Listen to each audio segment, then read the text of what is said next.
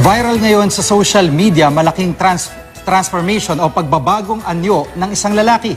Hinahangaan ng netizens ang kaniyang kwento na nag-ugat daw sa pagiging biktima ng bullying. Narito ang ating Papa-Good Vibes.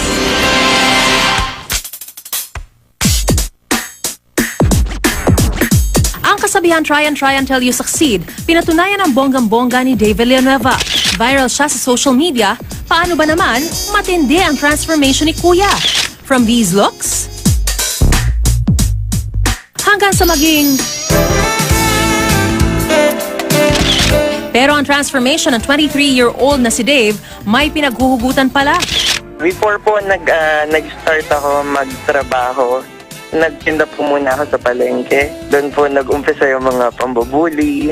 Ang hirap sa pakiramdam na lagi ka na lang binubuli sa school, sa work. Iba yung tingin ng tao sa'yo.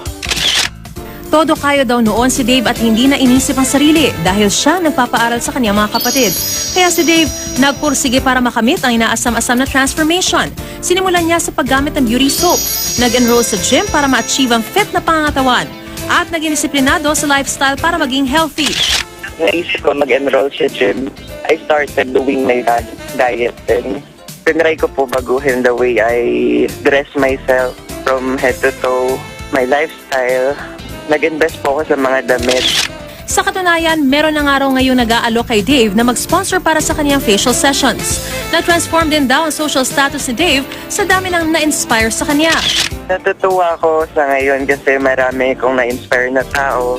Kakalipat ko lang din po ng bagong trabaho pero maraming na kaagad nakakilala sa akin.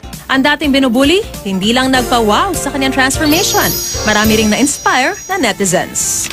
Sa mga nabully, kung gusto mo ng pagbabago, umpisahan nyo sa sarili nyo. Umpisahan mong mahalin yung sarili nyo and everything else will follow.